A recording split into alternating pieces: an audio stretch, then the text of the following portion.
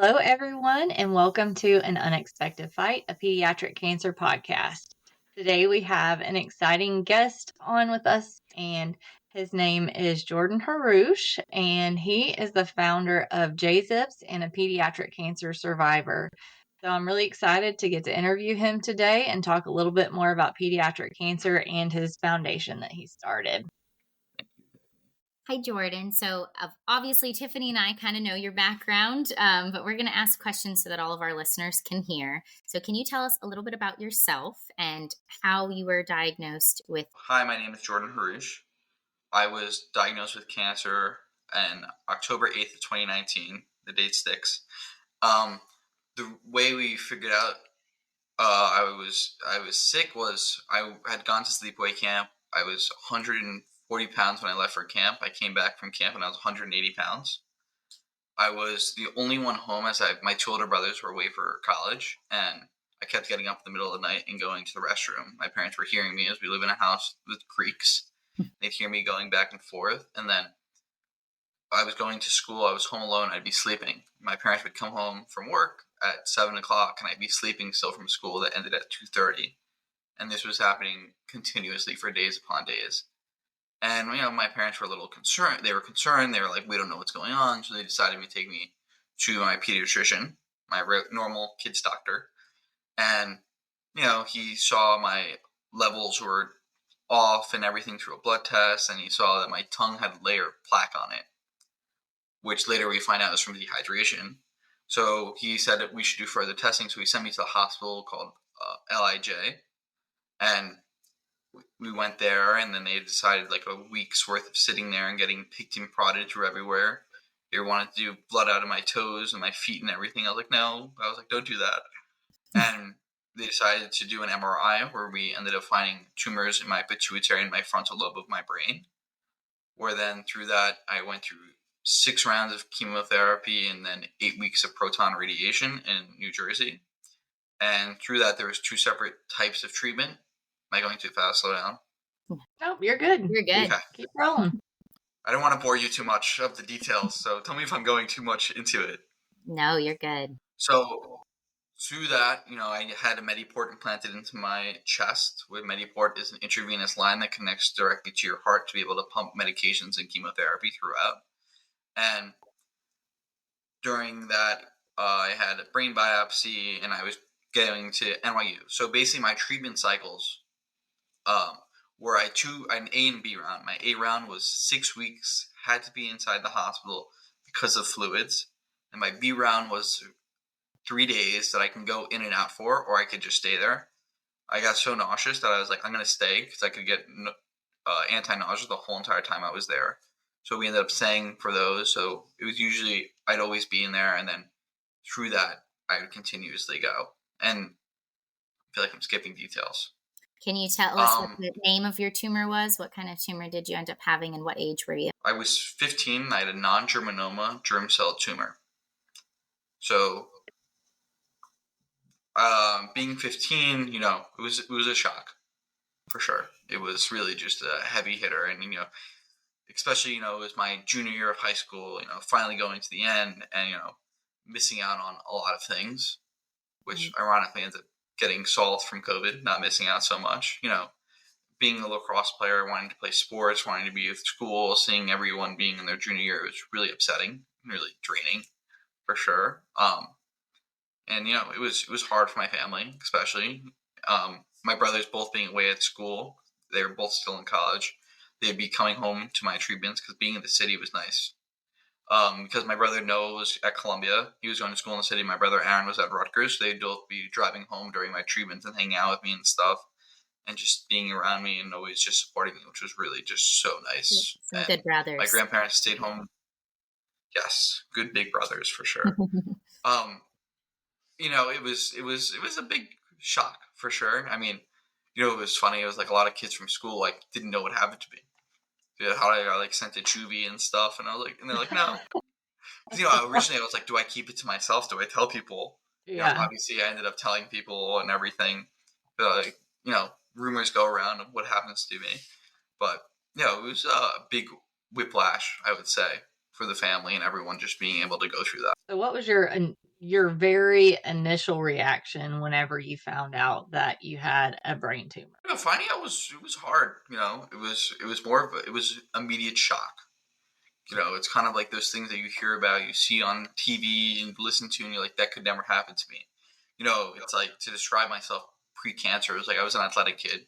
I would have like perfect attendance in school, never missed school, never even had a cold.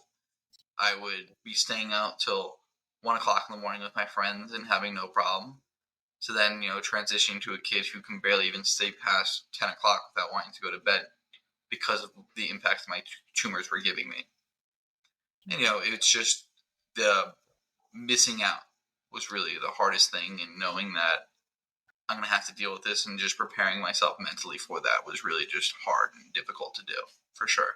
This is Jodi Harush. This is Jordan's mom. And she also works alongside him with JZips. So we're going to add her, and you can jump on in to the questions we've started. Jordan was just kind of talking about how his initial reaction to his diagnosis was.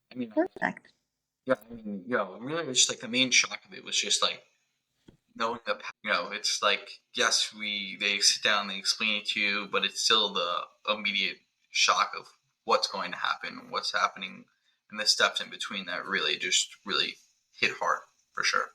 Absolutely. Well, Jodi, you joined at a perfect time, because my next question was going to be, how did your family and friends react to your diagnosis? And you kind of touched on your brothers coming back from college, wanting to be by your side and spending time with you.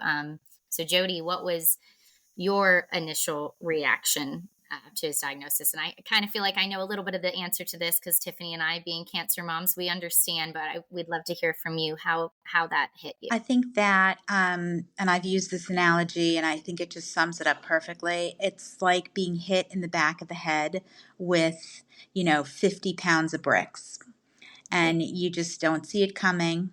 And, you're looking ahead, life is in front of you. Jordan, I'm sure he mentioned, was 15, has 2 older brothers, and we had a very go forward attitude, right? There was, everyone was happy, healthy, progressing like normal teenagers do. And then we were completely blindsided, to say the least. Completely blindsided. That sounds about right. I'm sure you, like Kelly and I, my family had no family history of cancer. Kelly's family, same. And so I feel like a lot of pediatric cancers are not hereditary. There's no No. links, there's no family history. And so whenever people tell you it really can just happen to anyone, Yeah. it really can. Yep. I agree. And I think also through our, experience over the past 5 years, it's like, it is a very common thread that, children are getting diagnosed, when they say out of the blue, I mean literally out of the blue. It's like, and it happens so suddenly. I think that's the other really scary thing, right? The symptoms coming up to being diagnosed with, especially a pediatric cancer patient. And, Kelly, Tiffany, you both probably know this even more. Like, don't you agree that there really isn't a big buildup of symptoms? Well, kids compensate. Yeah, Nora literally woke up one day and half of her face was paralyzed. Yeah. I mean, it was kids are very literally good at overnight. masking symptoms. They compensate very well. So oftentimes, you don't know until it's spread, progressed, and hits you in the face. So, yeah, literally. Tiffany, I think the next question is yours. Yeah. So, Jordan, can you describe you mentioned briefly about your treatment plan? Just for those who don't know about pediatric cancer, just describe that kind of treatment process and what you went through, time in the hospital, those kind of things. For me, the initial oncoming of being diagnosed was, of course, it was getting my Mediport implanted. Then it was also having a brain biopsy, dent included. And just, it was a big wave of everything, and just, sitting down, having the diagnosis and explain to me what you're going through. So as I've said earlier, it was they explained the 2 rounds of chemo, and it was the A and the B. So, Mom, you can correct me on this, but the A round was 6 days, and the B round was 3 days. It could have been inpatient, but we always did. I mean, outpatient. We always did inpatient, and it was really just a whirlwind of just sitting down preparing. It's like even the first time that I had my Mediport implanted, I fainted right on the spot. I couldn't deal with it. I think I was through that. My mom and I realized the discomfort of it, and as you guys know, it's not a comfortable process. It's not a comfortable thing to have implanted. It was really just taking it step by step and taking each moment throughout my treatment was a win within that, and not looking at it as a whole, which was really important to me and my family for sure. And I think that it was really just pacing it, where it's always checking up, always being able to express yourself, which as a teenager going through treatment, I was able to do that.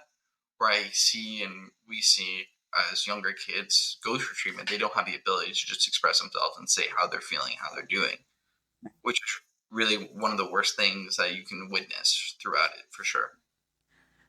Absolutely. Well, I think it's so important to have like conversations like this for other parents, because when a child is so young, they cannot advocate for themselves. Jordan was extremely vocal going through his treatment.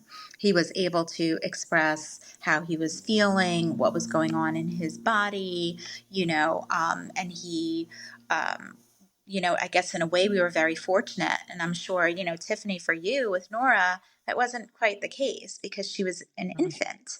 And that's when I think it's important to understand, how a child feels. And, chemo is not fun. It is really like putting poison into your body to get rid of this evil monster, right? You have to kill the monster with the poison.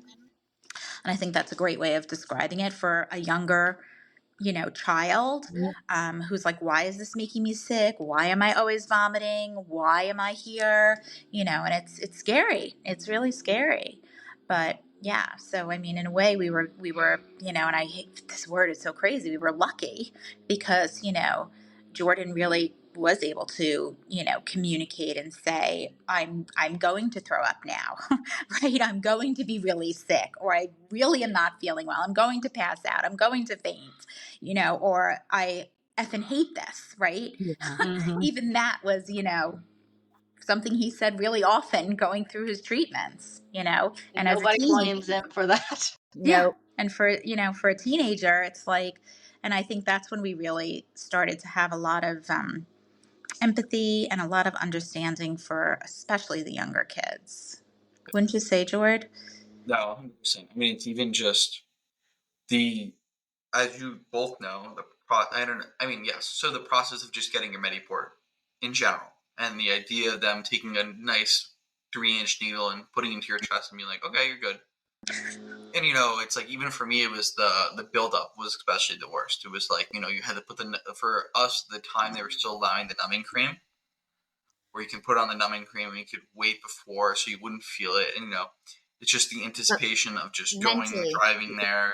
Yeah. Yes, 100%. It was the mentally just doing that. Where JZips, on the other hand, it just allows you to have that control, which I really wanted, especially being a teenager where I'd already gained weight and I was already heavy. I was already having acne. I was already having skin problems, and being able to cover myself up and being able to have my own privacy was really important to me, especially, and just being able to have moments where it was just like, I need everyone to step out of the room. Where I could say that, where I could be like, I need everyone to leave. I need to take a moment to myself, take a moment with my mom, my dad, and just be able to control myself, which is really important to me, and having that ability to do that, for sure. Yeah. Well, we know there's I many, think also many. sometimes, yeah. No, go ahead, Jodi. I was going to say also, I think sometimes when you're in a hospital environment, the team, whether it's a doctor, nurse, residents, even the attendants, they are so desensitized because they see it so often that they are the most caring individuals I've ever met in my life, no matter whom I've ever spoken to, and every parent will tell you the same thing. But they still have a job to do, and I think sometimes they forget that you've seen this a million times, but this child, this mother, this grandmother, this father, this family has not seen this ever in their lifetime, right? So I think sometimes understanding that from a health giver, caregiver's perspective is also really important. And I do think pediatrics does a much better job at that than others. But even so, I often found that they were going through the motions and we were going through the emotions, Right. if that makes sense. No, very much. So Tiffany and I, you both know we're cancer moms, but we're also work in the medical profession. So as, Yeah. nurses, nurse practitioners, we understand, it was interesting being on the other side of it. But I understand what you're saying. It gave me a new perspective. I'm not working bedside anymore, but I'm still practicing, and I will do things differently from here on out, especially if I ever do return to bedside. Because you're right. You still care, but you are used to seeing something that is brand new. So speaking of the challenges, there's a lot of them, obviously, with cancer. But Jordan, this is going to be a tricky question for you to answer because there are so many challenges. But what do you think was the most challenging as part of treatment thus far? And I say thus far because for those who maybe are just now starting or haven't gone through treatment, it is never ending. Jordan is done with active treatment, but of course, side effects and long-term issues arise. And the one thing about pediatric cancer is it really never ends. It's something that's lifelong that you live with. So what do you feel thus far has been the most challenging? I think the most challenging part about treatment in general and just the recovery from it and just being a survivor in general is just you are forced to grow, and you're forced to grow in ways that are good, bad. And I think that for me, being 15, time of childhood, and now being 20, it almost feels like everything went in a blink, where it was going from playing lacrosse, going to sleepaway camp, being a goof, to now being to settle down, pacing my medications, watching how much water I drink, making sure I'm feeling okay, making sure I'm eating so I don't get nauseous from taking pills, and really just taking always a step back to assess the situation to make sure that I'm comfortable and able to handle it to my greatest ability at the time. It takes And away a I piece think of that, your childhood. yes, for sure. And I think that, yes, I have great memories going through treatment, but I also look at it as, it was like I went from going through treatment, missing school, to then missing school more from the pandemic, to then going straight into college and just being able to handle that, walking 3 miles a day after sitting in my bed for 8 months to honestly 2 years of just not doing anything, and being able to just monitor myself. And also I think a big part is just being able to express myself to others, where knowing this is my situation, this person may not understand it, and having that ability to be my own advocate, to discuss and talk about my own situation, where especially in college, where I look like a fairly normal person now. My hair is thin, which most kids in college are, but at the same time I need to explain to a professor I'm not normal, I have these disabilities, I have to go to the bathroom because I have to pee, I have diabetes insipidus, and just explaining to that what it is, but without coming off as in a rude way, where it's just I know I'm different than everyone else and I need these special accommodations, but having people get an understanding of who I am and why these are the things that are happening, which for sure took a while to understand and be able to discuss properly, for sure. I feel like as a teen being diagnosed, most teenagers have this. No, they don't have the fear of death, right? They're invincible. I can do anything. Nothing's bad's gonna happen to me. And I feel like getting a diagnosis at 15 would be a big jump in your growth, because you don't get to experience that, oh, nothing bad can happen to me type attitude. You went from, oh, I'm a normal teenager, to, oh my God, I could literally die. I'm not invincible. This is something that can, you know, take my life. And I feel like that's really heavy for a teenager. It's very heavy. No, for sure that was something hard to realize and everything, but in our house we never used I'm going to die, I'm going to deal with this, I'm going to do that. It was always we're going to push through, and we always had a positive mindset. There was never sitting down for a moment and like sitting together and be like, oh, this is going to happen to me. This is something that's in my way, and I'm going to F it up to be able to get past that and be able to go through it and be able to have like, this can be a great story to tell people at a bar when I'm older. Not for something that I'm dealing with and this is what I'm going to go through. It's something that I'm going to be able to tell stories of and stories through to be able to conquer, which I feel like it's a big thing. Because I feel like as you grow and as you see things, it's just taking each moment and grasping it and be able to alter it to different ways. Mm. Where it's like, I talk to, a lot of adults don't like to talk about their cancer. It's not something they're proud of. It's not something they take in and be like, oh, well, I did it, but I don't like to discuss it because it's a dark moment of my life. It's like, yes, cancer for me is a dark moment of my life. It's not something that I always view in a positive manner, but in the same exact way, it's something that I've done. It's something that's about me that no one can take away from me, and it's something that I've been able to do. It's like something my mom and I always like to say is cancer is a club. And no, I'm playing it wrong. I guess no one wants to have cancer. But once you're in it, you're in the cancer club. It's something you're in and a part of for life. It's something that you can talk to someone who's 80 years old, which I've done, and someone you could talk to who's 13 years old, and you can both sit on the same level and have an understanding of one another and being able to communicate about that and just be able to relate with one another, which I find is always very interesting and very powerful as a community. Absolutely. That's awesome. You're inspiring for sure. And Jodi, you said that you felt lucky in a way, which is hard to say, but because he was a teen, it's interesting as a mom, it was the opposite. I felt lucky having an infant going through it because at least mentally, she wasn't going through those challenges of understanding what she was missing out on. This was just something Yeah.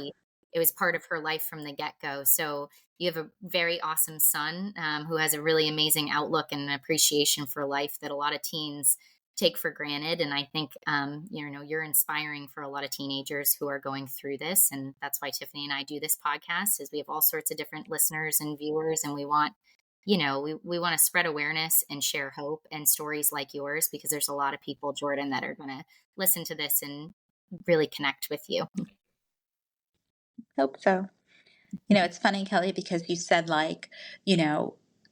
you felt lucky and I felt lucky, because your child didn't know and my child didn't know. And I don't think that has anything to do with luck. I think that has to do with you and me and Tiffany and our perspective of the situation, right? It's kind of like, once you're dealing with this, you're dealing with it, right? So you can be like, woe is me. Why did this happen? Why? As opposed to saying, we're going to take this one step at a time, and no matter what happens. And Tiffany, for you too, I know Nora's no longer with us, but you took that and her legacy and her life, and you've made something really beautiful from it, right? So it's kind of like how your own perspective, I think, really impacts and influences the outcome of, of your life and others' lives, right? So, it's hard. Yeah, I think it's hard in any setting, whether it be an infant or a young child or an adolescent. I think that they each come with unique challenges, but what I feel like from this group sitting here is we decided to look at the cup as half full instead of half empty. So we tried to see the good in all our situations. Exactly. Regardless of the outcome, we just had to take what we were given and try to find the good in that. So Right. I think that's so important for anybody going through this journey, is you just have to find the good in it, and you can find something good. You just have to look, and it may seem all doom and gloom. And, like Jordan said earlier, you don't want to do this. You don't want to be this, but you got to just sometimes just stare it in the face and be like, all right, I've got this. I'm going to get through this. And how do we do that? Yeah. Yeah, exactly. It's also just perspective wise, as you said, like, you can be diagnosed as a little kid, you can be diagnosed at my age, and you just have the different situations of each. And I think that, I looked at it where it's like, as I said before, my friend Matt, his sister, and, she was diagnosed at 3, And, for me, it's like she's raised going through that. And then it's also for me, I was 15. I always think about like if I was at sleepaway camp and I'd have to deal with them giving me my meds, I'd be miserable. I'd want control of my meds and being able to have them on me at the whole day. I wouldn't want to live off a schedule that's not my schedule. And, I feel like that's an interesting way of just viewing it, where it's just, for me being older, I want my own control. I want to be able to control everything. Like, I'm wearing my meds right now. They're my necklace. It's the bullet. Hold my pills. And, it's just having that self-control of just knowing, like, this is when I need to do this is when I need to do that. It's like I tell people, like, oh, I do injections to myself. And everyone's like, does it hurt? And I'm like, I'm not even fazed by it anymore. It's like, it's a blink and it's done. It's like, I don't even look at it as something where others look at it and like, that's crazy. I don't know how you do that. I could never do that. Or my friends that are 20 years old, I can't swallow pills. And I'm just like, bro, I can swallow like 5 pills at once that are like the size of a quarter. And I have no problem with it. And, it's seeing the different perspectives of different people and just the way that they also view my own situation. And looking at it as like, it's not in a positive way, but it's seeing it as like, yeah, I do that. You can't do that. I can do that. And, seeing it as like, this is just how I am. This is what I've adapted myself to be like, and being able to just own that and truly just being like, this is me. This is my journey, for sure, is something that I've always found very important to myself. Absolutely. So what kind of hobbies have you done that have helped you through this process and through your journey? So for sure, hobbies that I've done is JZips. And, JZips was, for my mom and I, was just a way for us to express ourselves and see things. And I always hated the second I sat in the hospital and it was, you needed to sit there in a gown. Being a teenager, having my back out, my butt out, it was not a comfortable idea.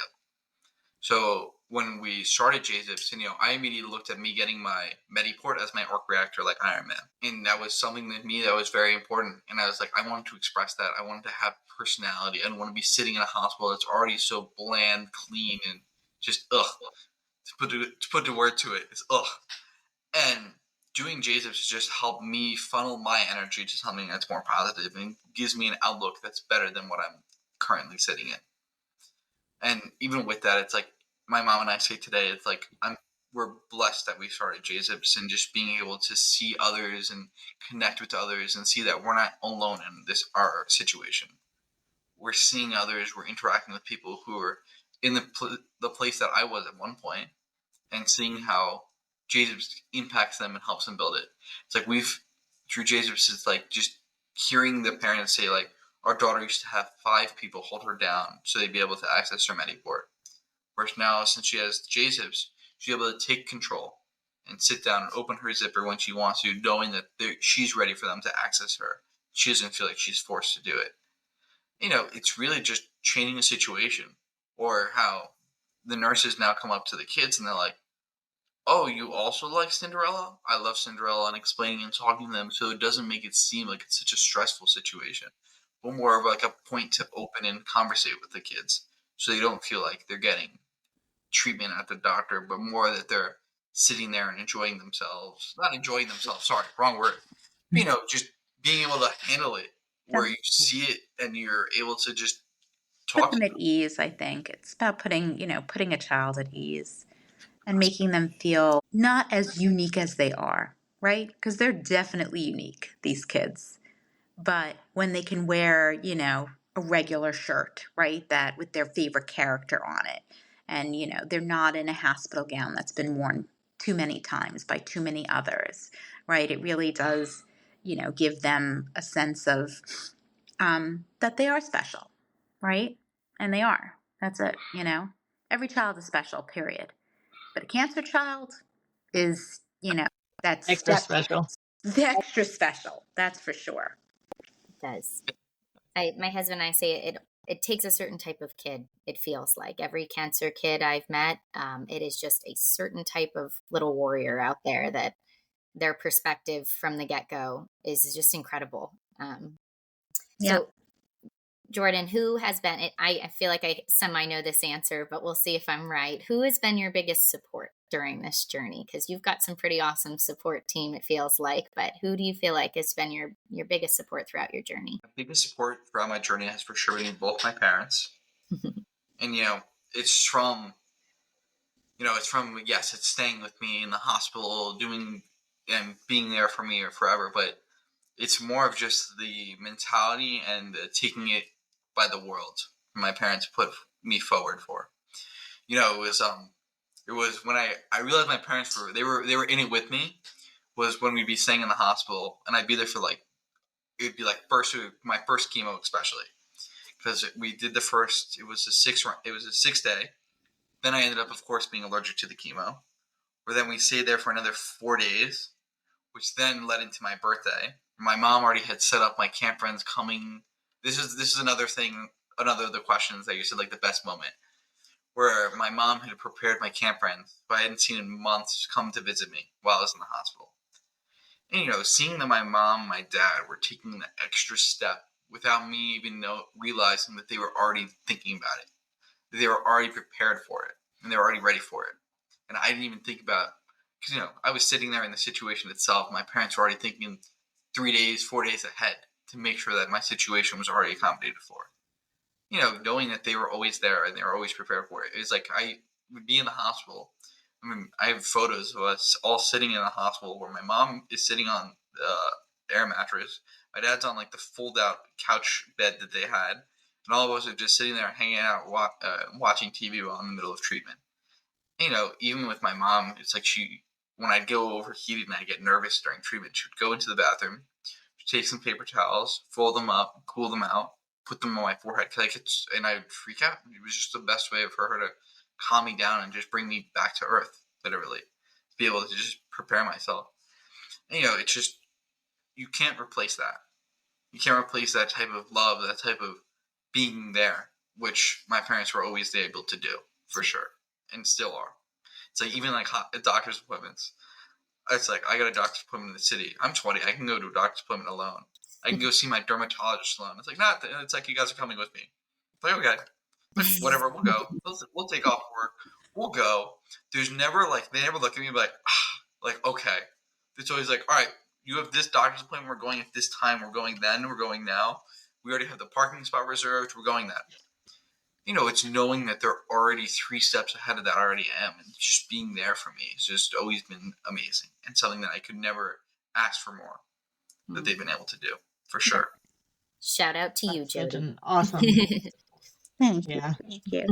One of my girlfriends. Rock. Yes. One of my girlfriends asked me, when do you stop? Right? Because, Jordan and I and his dad, David, we're all very close. People are like, that's odd, right? People especially don't know our whole history. And one of my girlfriends said, well, when, you have to stop babying him. And I said, oh, I didn't know I was babying him. I thought I was just supporting him when, his life is not normal. Right. And what is a parent for? I would do it for my 50-year-old child, just as I would expect my mom to do it for me, right? It's like that's being a parent of I would hope any child, and we're very fortunate because we do own our own business, so we can manipulate our schedule to be able to be at doctor's appointments, to be able to have conversations, to be able to assist when needed, right? And I feel awful for parents that don't have that, and I think that's really challenging.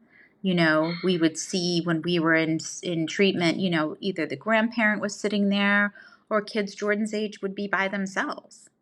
And that's hard. That's really hard. We'd see moms schlepping other babies with them because, you can't make a choice, right? If you've got a 6-year-old in treatment, an infant, you're bringing that infant to the hospital with you to sit with your 6-year-old. So I think that that's a whole nother struggle that a lot of people don't realize, that it really does affect the entire family and sometimes the entire community even, especially friends and family and siblings and aunts, uncles, But we were very lucky because we were able to work remote before that was a thing. And we spent every treatment, every single one in the hospital. And our hospital was extremely accommodating with letting both of us stay, right? Because they knew that Dave and I needed each other in order to be as supportive for Jordan as we possibly could. And the other thing is the one thing that I'll never forget, and I'm sure you both have seen this, behind the nurses station, it said "Mom knows best." Yep. Absolutely. And I remember many times, yeah, it's true. Mom knows best, period. Mom. And I think that, when Jordan wasn't feeling well or something was off with his medications or something was bothering him, I was the first to say, let me go get the nurse because this is not right. Right. And I think that it's important to realize that, your child better than anybody else does. I'm sure you both knew when your child was not 100% right, something was really wrong, right? It's like you were the first to notice it. So, but yeah, so, Always trust your gut. it's crazy. I always tell families, trust your gut, stick with your instinct. And for healthcare professionals, if a mom or a patient says something is just not right, listen to them regardless of the situation. You dig a little deeper because unfortunately they're, like we talked about, pediatric cancer does sometimes get misdiagnosed for a while. And it often starts with a parent or a family member saying something is just not right, even if you can't pinpoint exactly what it is. And it sounds like pediatric cancer has really done a positive for your family in the sense of bringing you very close together. And that's incredible. That's one of the positives to come from this journey. Silver lining. Yes. We were always very close. Yes. But now it's a whole we were other always level. very close. But now it's like, telepathy close, like, crazy close. But yeah. That's for sure. So, we talked a little bit earlier and you've mentioned a couple of times about JZips, but I don't think we've talked about like exactly what that is, what brought you that idea.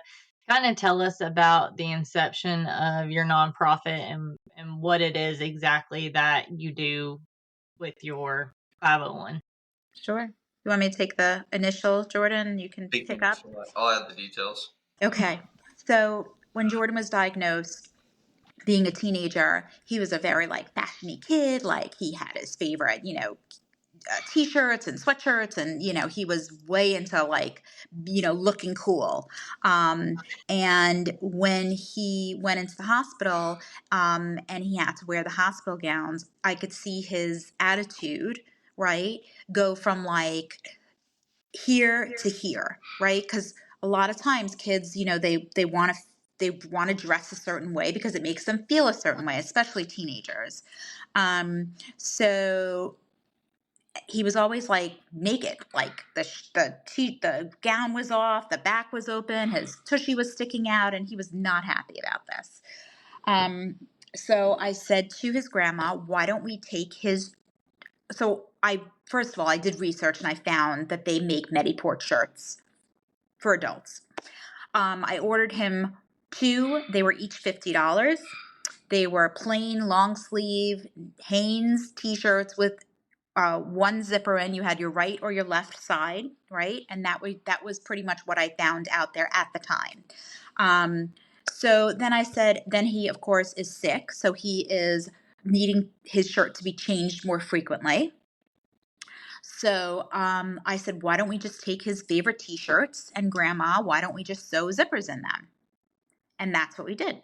So we took some of his favorite t-shirts, and I found some really cute, fun t-shirts, and we just stocked him with a wardrobe of what then were just, shirts with zippers in them. And then from there, the nurses, the other parents, they were amazed at this idea. And then Jordan said, Mom, everyone's bringing me gifts, stuffed animals. He's 16. At this point, he's 16 years old. It's like he doesn't want stuffed animals. They're bringing him cake, cookies, candy. the child cannot eat a thing, right? He's nauseous all the time. And he said, why don't we ask people to bring us t-shirts and you and grandma can sew zippers in them? And we were like, what a great idea. The fact that he thought of this kind of on his own, and we say this all the time, we needed to channel his energy, right? We needed to not let him think about what could be. We needed him to think about what is today and what's going to be in the future, right? So, and that's kind of how it started. And then fast forward 5 years. 5 years. I'm here now. Yep. And we're just about to hit our 10,000 JZips mark. Wow. Love it. Yeah. And we're in 42 hospitals across the United States. And we ship out to countless individuals who request through our website. We have partnerships with large corporations that will donate t-shirts to us. We have seamstresses that now sew our JZips, and we have our factory in the basement, which is where we pack and ship and do everything. So, well, Tiffany and I will make So sure y'all we did- put details on our podcast notes of how somebody can reach out to you, but can you kind of briefly explain, can anybody reach out, any individual, hospital, to request a JZips? What does that look like? Jordan? So on our website we have a form that just you fill out the parent's name, the child's name, the size, your address, obviously, and then we also have a comments. So if you would like to say, like, my child loves Iron Man, he loves Superman, loves Hulk, and we'll try. Ariel? Yeah. Yes, everything. We try our hardest to accommodate. We definitely do. But if we know we don't have that in inventory and we don't see it coming soon, we'd rather just ship something that we know the child will like and love anyway. So we also do adult sizes. So we know that, young adults get cancer too, right? And that's a demographic that we've definitely been concentrating more on, because when people donate t-shirts, they always think of the littles, which we love, right? But the larger kids, and that could be just, could be an 11-year-old who's just on steroids. That's going to be an adult extra large, right? Just because of circumstances. So we've definitely tried to make that more kind of in our outreach. That that's important also. So we do go up to adult 2XL. We've done 3XLs if they've been requested. We'll find something special. So yeah, and it's they're free, 100% free of charge, because parents have enough stuff going on. They don't need to worry about ordering a $50 ugly t-shirt that's not soft and yummy. Yeah, in hospitals, the child life specialists, that's who we work with in most hospitals. And it's become to the point where it's like, before they even get their port placed, they're getting a JZips, which, yeah, we love. It's like their little, armor, it really is. It's like their little special armor. And we hear that time and time again. Yeah. Do you have one like handy where you can hold it up? I know this is a podcast and the people that are listening to the podcast won't be able to see it, but we also have a YouTube channel and we also post these on social media. So if you have one to show, that'd be great. Great. So another thing that's special about the JZips is they're double-sided zippers, so it doesn't matter. The one I'm showing is not. This is Jordan's. This is one of his first ones. So if my port was on my left side. I had like funny ones like cancer destruction in progress. What's this one say? Fighting cancer. I mean, I also had like I have another one in I have a whole really like a cancer display case. Jordan had very good it might be the light. Yeah, it's hard to see. Like you can see here, it's like a whole display case of all of my cancer stuff. Like that's my mask from Proton. Yeah. Keep it all in there. Jordan had a But really now, good. y'all, make shirts with zippers on both sides, right? Yes. Yeah. And the reason behind that, which is interesting, which came from a parent, we didn't even think about it. We just thought for inventory purposes, we wouldn't have to deal with a left or right side. But one of the parents said that you can unzip both zippers and pull it down over their legs. And you both know anytime you need to disengage the port, right? If you need to change your child's clothing, every time they have to put it back in, it needs to be flushed. And the whole process, you need to be re-stuck, which is not fun at all. So this eliminates that because then they could just pull one up, from the bottom also. So it's dual purpose. It also gives the care team lots of access to see everything. So I remember one time Jordan had a challenge with one of the ports. It was really wasn't getting infected, but it was definitely getting very sensitive and red, and the redness went down.